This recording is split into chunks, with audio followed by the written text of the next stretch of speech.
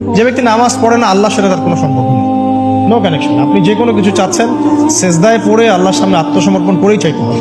ওয়াসজুদ ওয়াক্তারিব, আল্লাহ পাক কি বলেছেন?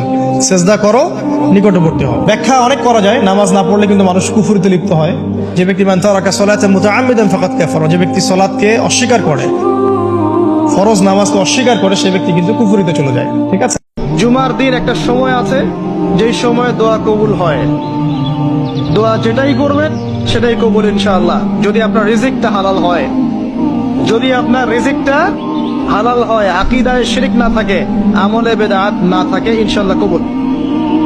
সময়টা হচ্ছে ইমাম খুতবা শুরু করার পর থেকে সালাম ফেরানো পর্যন্ত, এই সংক্ষিপ্ত সময়।